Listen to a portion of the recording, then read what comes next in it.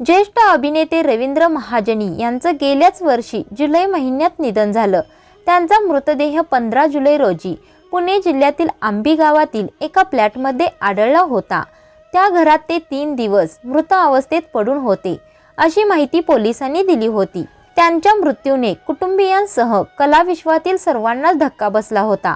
रवींद्र महाजनींचं निधन झाल्यावर आता जवळपास 6 महिन्यांनी त्यांची पत्नी माधवी महाजनी यांनी त्यांचं आत्मचरित्र प्रकाशित केलं आहे। माधवी महाजनी यांच्या पुस्तकांचं नाव 4था अंक असं आहे। नुकताच या पुस्तकाचा प्रकाशन सोहळा पार पडला।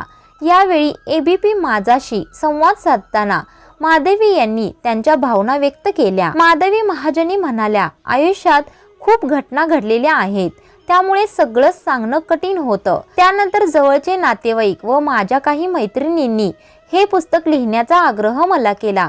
सुरुवातीला मी तयार नव्हते, पण प्रेक्षकांसमोर मोकळं व्हावं असं मलाही जाणवलं। या पुस्तकातून माझा कुणालाही नायक किंवा विलन बनवण्याचा हेतू नाही। हे माझ्या आयुष्यात खरं घडले, ते सर्व मी लिहून काढले।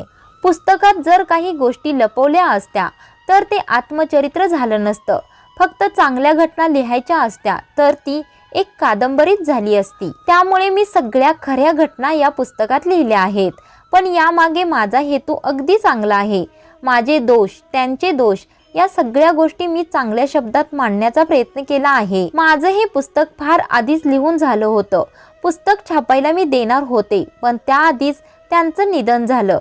त्यानंतर माझ्या जवळच्या लोकांनी माझ्या विचारांना आणखी दिशा दिली। मी पुढे पुस्तकात त्यांच्या निधनानंतर घरात बदललेली परिस्थिती व त्यानंतरचे माझे विचार या गोष्टी देखील लिहिल्या, असं माधवी महाजनी यांनी सांगितलं।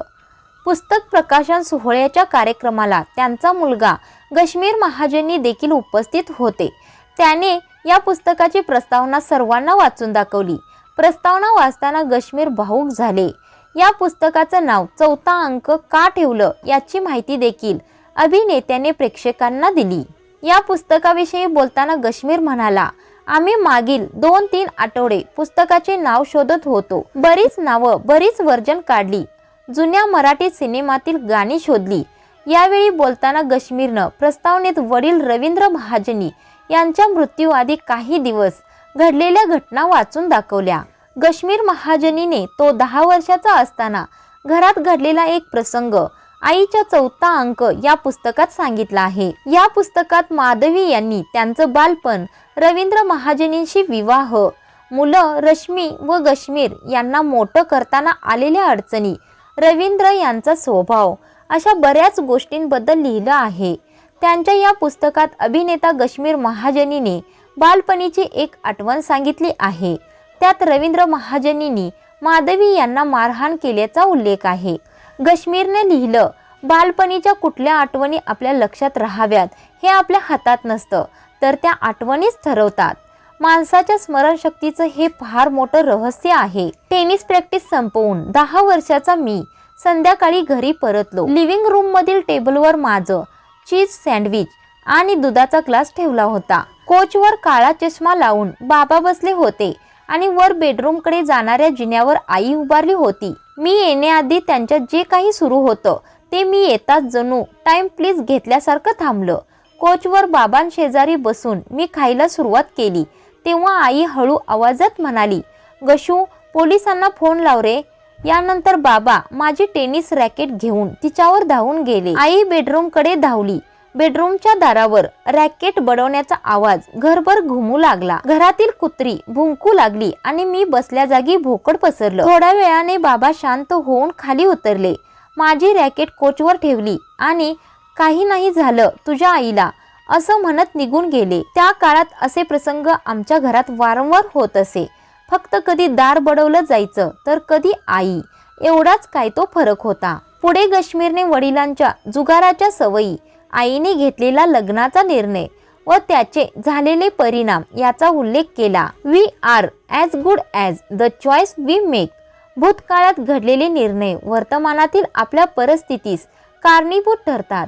आता घेतलेल्या प्रत्येक निर्णयाचा, उचललेल्या प्रत्येक पावलाचा आपल्या भविष्यावर काय परिणाम होणार आहे याची परिपूर्ण कल्पना असते. घेतलेला निर्णय भविष्यासाठी योग्य आहे की नाही हे देखील आपल्याला निश्चितपणे माहीत असतं. हातात असलेली मालमत्ता बेफिकीरपणे लोकांवर उधळण्याचे काय परिणाम होतील हे माझ्या आजोबांना म्हणजेच आईच्या बाबांना माहीत होते.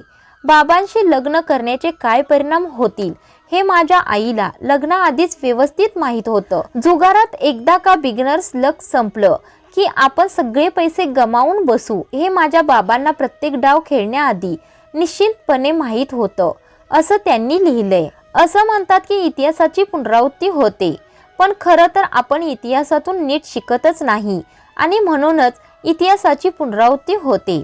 या पुस्तकात मांडलेला माझ्या आईचा प्रवास आपल्या सर्वांसाठी एक शोकांतिका नसून एक प्रोटोटाइप म्हणजेच मूळ नमुना असावा. स्वभावाला औषध नाही, पण रोजच्या सवयींमध्ये सातत्याने छोट्या छोट्या सुधारणा केल्या तर भविष्यात मोठे सकारात्मक बदल घडू शकतात.